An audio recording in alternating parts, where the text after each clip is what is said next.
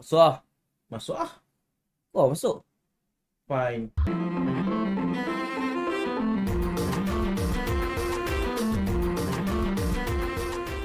Welcome, everyone. Yo, I'm Iki Ali, I'm Sai Ali. and we're brothers Ali. Today we're going to be reviewing Sumpahan Jerunai, or the English title will be Curse of the Totem. yeah, this movie. Yeah. This movie, right? This movie. This movie, man. Let's just get straight to the point. So Jerunei is, as you can see, like our mic looks like a totem, right? Like in the middle of the frame of the camera right now. Yeah, So yeah, it's a totem basically, and it's about like a ritual in like some yeah. ancient Sarawak times or something. So yeah, so that So ritual is carried over to the present. so basically, what they do is, okay, there's like a totem, right?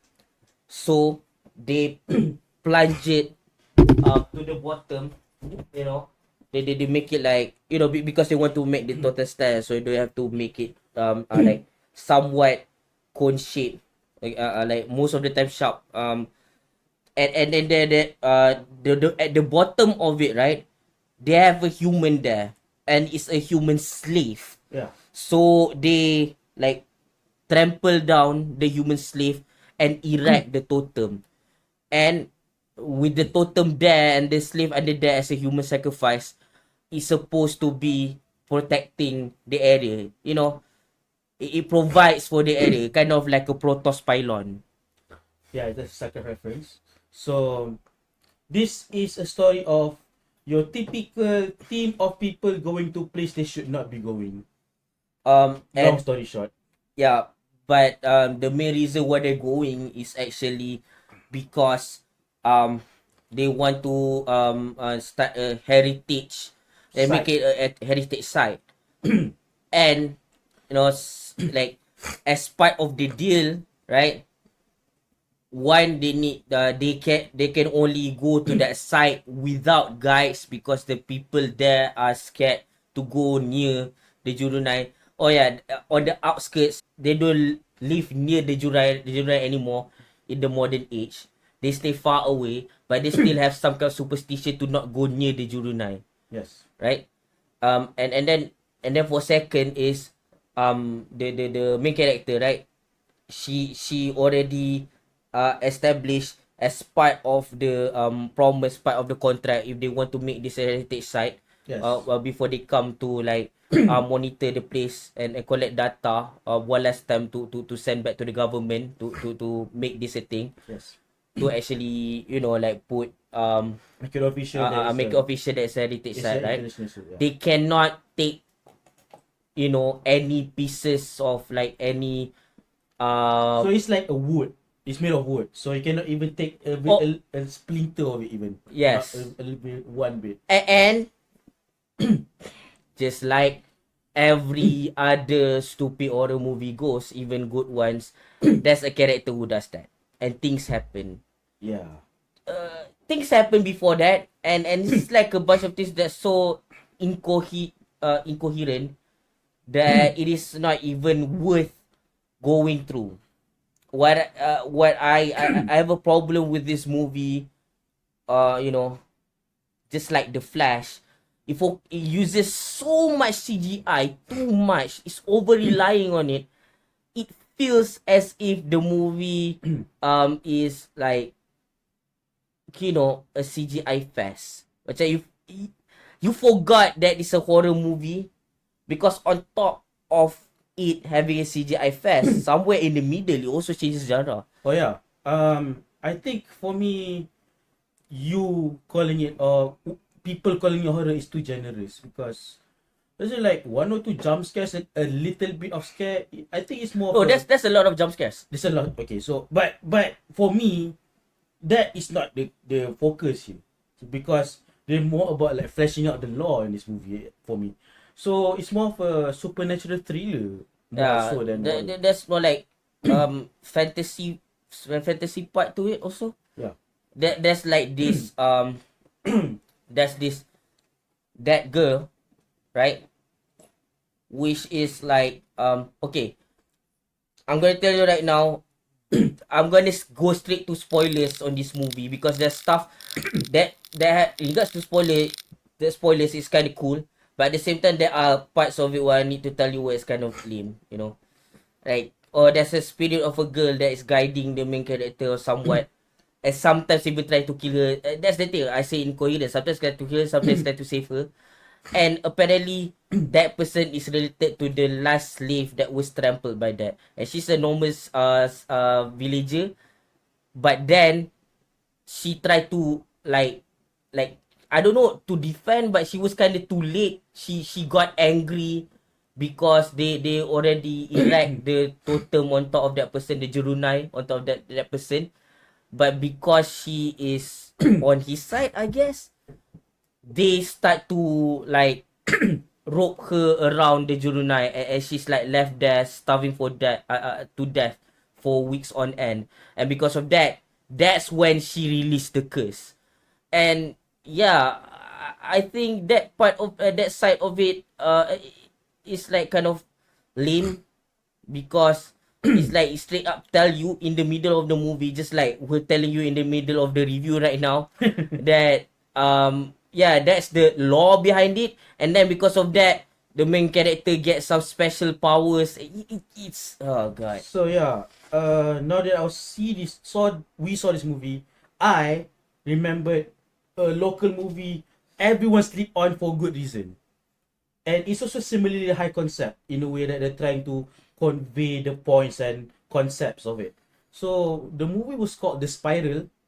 So it's like a, I don't know, like a sci-fi fantasy type of movie with like, I can't remember what the hell was it about, but it was also very CGI reliant and was trying to be like twisty bendy with the plot, but it doesn't work even one bit because completely forgot how the movie went.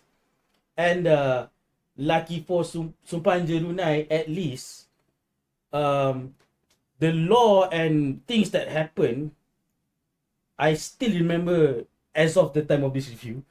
So that's something going for it, all right? Because it has the way they portray it, it's like it has ambition, you know.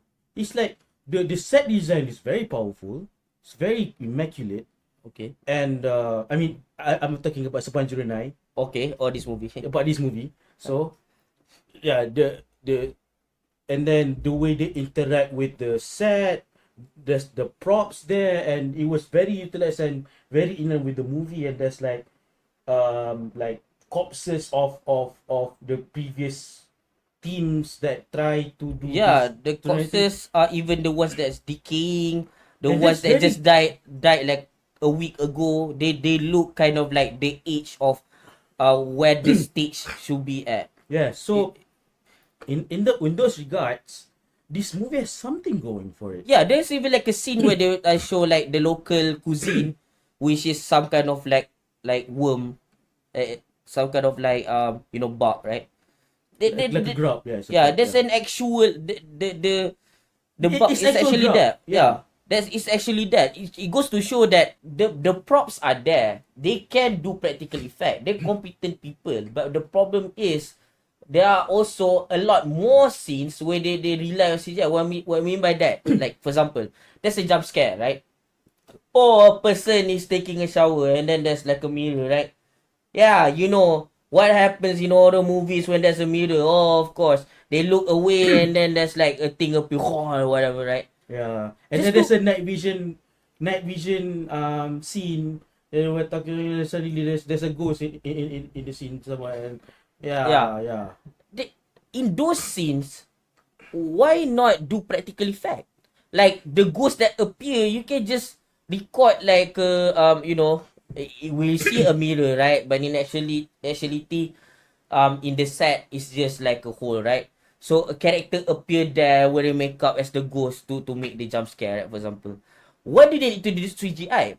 What I mean by that is you know, if there's like an action set pieces where there's a cliff somewhere in an action movie, or there's a movie that has animals in there, you know, you don't want to harm the main actor in the action movie to so they have to go to an actual cliff.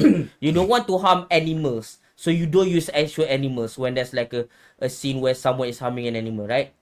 I get why they use CGI in those situations. In this movie, for the most part, they don't need to do that. And sometimes they're so over relying on it, they just rely on it solely. Like, you want to talk about that scene where about the trees and the wind and all Oh that? yeah, there's in one particular scene, I was confused when I look at it at first because um so these are the team that's trying to like find the Jerunei and you know, do some research on it, right? So when they enter the place, the location of the Jerunei, I don't know what went wrong with the visuals there because um around it, surrounding it, the trees and the rustling leaves and everything looks like CGI. But when they actually touch it, it's actually real. So I don't know what wrong. Is that like a CGI or a practical actual leaves there? Like, It's a very muddy visuals. I'm confused as what I'm looking at there was because like a wind current, right? yeah. There's some, like, this is maybe another scene. There's a wind current and there's some leaves going around. That's totally CGI. Then back there, there's trees. Why not they just moving those Oh, this is trees? towards the pinnacle of the movie. Yeah. They move the trees with some kind of string from afar where we can Or see. with some, but I don't know, like a wind machine somewhere. Like there's like even like you know clothes hanging, make it like shake Yeah, yeah. violently. You know, like when you know, like for example, when I touch his face, right? So he moves like this. Let's say my hand is real, right? And he is CGI. They should move the CGI according to how my hand moves to Yeah. see that they are interacting with the world and the world is reacting to the interaction. Yes. But if you just do CGI and then there's leaves moving but the trees behind stay static, then it looks very fake. It looks very off. Yeah. And so I want to talk a little bit about how the movie handles exposition. This is minor, but it's kind of like a pet peeve of mine. Oh, before you go to the exposition, I just want to say, All right. early on in the movies, too, some of the cinematography looks like a painting. It looks Yeah. good at first, Yeah. but as it goes along, you realize that it's not a painting. It's just very bad, like what do you call it, color editing or something. Color Let's grading. call it grading. Yeah. Yeah, let's call it color grading for now because I get we see a lot of comments from people in the industry, local or otherwise. They hate the fact that people say the wrong term, but for some reason they don't say what the right term is. So, but let's just call it color grading for now. Yeah. It's a very washed out greenish color, and it looks very disgusting. It's like, you know, like a muddy place. I mean, yeah. And then you look at the mud, there's like some kind of green on the mud. It looks that kind of green. Yeah. I Puke mean, green or I something. get it's a horror movie, but I don't know. Yeah, it looks off. Yeah. Yeah. And yeah. Want to talk about exposition? Yeah, about exposition bit. So there are a few ways to go about exposition, right? So there's like a few, for example, like a text scroll in the beginning of the movie explaining like the law of what the story entails, or like sprinkle it throughout, or somewhere in the middle there's like you stop a scene to expose the story. This movie goes with the first approach, but in a very cheesy PSA way. I don't know why they like. I mean, I get it. We are like in the 2020s now, right? So it's. I mean, we know we have like all this motion graphic stuff and CGI, but I don't know. It looks like the opening is trying to like explain what the Jurunai is and how he has it been for generations and all that jazz. But the way they explain it, it's like Or it feels you like say you go into a museum and they play it yeah, on the screen. Or this is the curse of the Jurunai. They straight up said that yes. at the beginning. I Like, mean, they could have like to do the exposition. They could have like have like the characters come into the museum and we have like those voice in the background. And yeah, then the yeah, they characters go to a museum first. yeah, Then they look at. and show the exhibition. They even go there. There is a scene where they go to an exhibition of sorts. They could have done that, or like I said, just a simple black text, a black background with a white text explaining the law. But they do it like, I don't know, it feels like an interactive show for like elementary school or something. It feels, I don't know, man. And that like it's like with the narrator voice, and the thing is to what makes it bad is because the narration is not the style they're going for throughout the movie. It's just at the beginning. It feels like, you know, is this One Piece or something? It's just like announcer But voice. I mean, But at least One Piece they still do that. You know, every now and then. So it's part of the story, right? Yes. Of the storytelling and of the storytelling style. But in this one, it's just that. Is beginning. that and then that's it. Yeah. And then Commit to it. Commit. At least. Alright, At right. least. I just remember something about some of the violence are really good. There's this scene where it's like someone is cutting the finger. Oh shit. Oh god. I mean, I saw the rating. The rating is 13, but there is like R-rated shit, man. Yeah, that looks so gory and But I appreciate it. that part is good. Very which good. makes which baffles my mind. Do that. What's just the view? There's no consistency in quality of what they're Yeah, doing. it feels like they make it in different stages. Like let's say they let's say if you ask them and then they say, oh, they make it for 6 years. It's not like they make it non-stop for 6 years. It's that year 1 they do a bunch of stuff, and then year 2 they do other stuff, and year 3 maybe they focus more on budgeting negotiations or whatever, and then day 4 year 4 they start to do more writing. And it feels like when they touch up and then they do recordings from different times, and they're like based on what budget and who's the people with skills they have at that time, what skill set they have, what prosthetics they have available, or what can they make, what kind of like makeup and how many makeup crew they have at the time. It feels like that. They just like, it's like a collage of styles of different times. It's like, oh, we have a lot of budget now. Now make the story go. Oh, we don't have budget right now. Make it look bad. So when you string that together, it feels like a, you know, like a very like bits and pieces of like, some have good quality in it, some are very bad quality. So it's like as a movie, it doesn't work. Like a collage of quality throughout. You know what I mean? Yeah. And also this also carries to the acting. I mean, Shafi Nasri, he's improved. I think he's for the most part. Even in my one of my favorite movies, like Song Lam, for example, he's you know, it's not even meh. It's under that. I call it But in this way, he proved a lot. But that's not saying much. And the rest of the actors, they're just there. They're just serviceable. New actors, veteran actors, there's nothing much to say about the acting at all. They're just there. Even Bron. I think Bron is in the Bron Palari, who's like in everything. He's also pretty big in Indonesia too, and all that. And I think the only reason he's in here because he's like a frequent collaborator with the director Jason Chong. I mean, he was in Beluka, which is I think I don't know if it's the director's debut movie or something. And then he was in Kau Takdirku. I don't know if it's in his other movies. It's not, he doesn't make a lot of movies according to Letterboxd over here. But yeah, I mean, ever since Beluka, there's like something just off with the way Jason Chong tries to tell the story, because like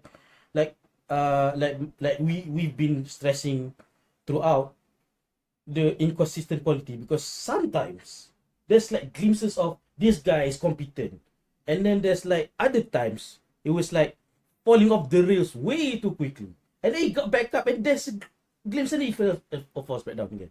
I'm not sure what went wrong with his direction. So yeah, it's just weird. Like, for example, right? Weird.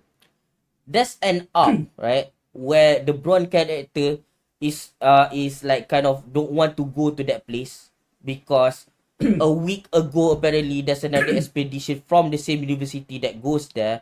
They never came back. They've never been found, And then fast forward, they are found, and apparently one of the members, the leader of that group, is his wife. Worse, his wife. She's dead. Yeah. And he's crying. And that scene is kind of good. Yeah, it was actually, Yeah. and it's actually And then kind of heart-wrenching. and then that's in terms of acting, right? And later the movie, towards the end, right? Towards the end, I like this part. This is like that's like a so the people start a memorial or something. And okay, earlier in the movie, one of their characters finds some kind of secret, you know, about like a land ownership or something, and then the guy who's like the leader of the village nearby, he doesn't want her to find out. He stopped her. At first he's just like trying to catch her, and then he got carried away. He did her, right? Yeah. So she had a child, and in the law of the story is like in terms of the curse, as long as there's an heir, the curse lives on. So what happens when they had the memorial, they heard... But there was like an officiation of the Junona Act finally being a heritage. Sorry, it's not a memorial. It's that. Yes. It's like it's being a heritage, right? Yeah. Right. So the thing is, everyone thought the girl died because they never found her body. But apparently, she's alive. And when we thought about it, the whole village knows that she's alive.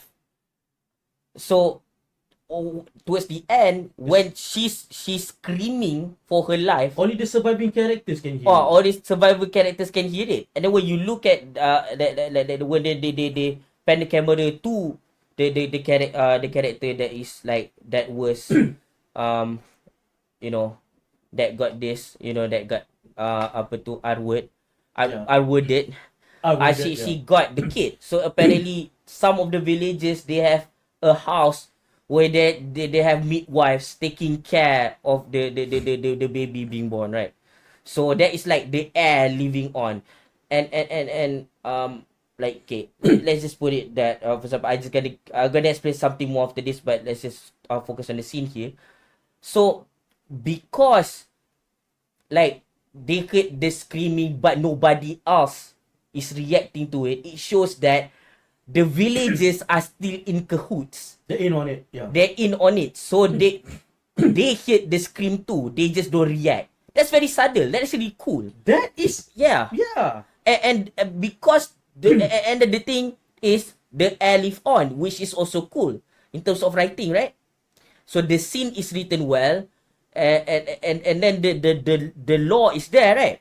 But the problem comes in because it's the typical, you know, when the movie ends and it shows like pan the camera, and then the ghost starts to stare at the audience. The ghost is still there. It's like, boo! Or there's a sequel thing, right? Because the movie feels kind of like shoddy throughout. So when they start to show that, it feels just as cheap, even though the twist is kind of good. You see what I mean? I don't want to say anymore about this movie. All I can say is this. The movie, I can't just say it's a movie because it's not just a movie. What I mean by that is it's not just like you press play and then stuff happens. No. There is a story there. There's passion behind it. Yes. It's just really. not, it's a competent move. It's just not a competent movie. I don't enjoy it. But there's effort there, and these people are not like playing around when they make this movie. So I would give this a 5, a flat 5 out of 10. Yeah, and apparently this movie they made it like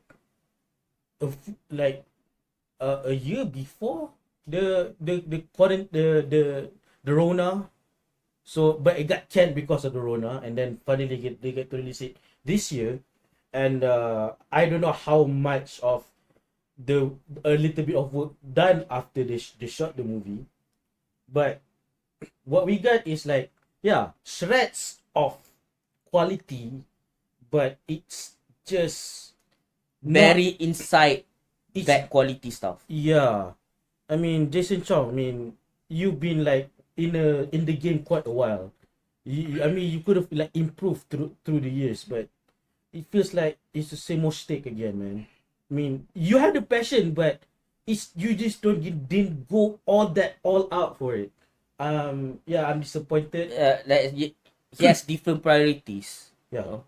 but still, yeah, the passion.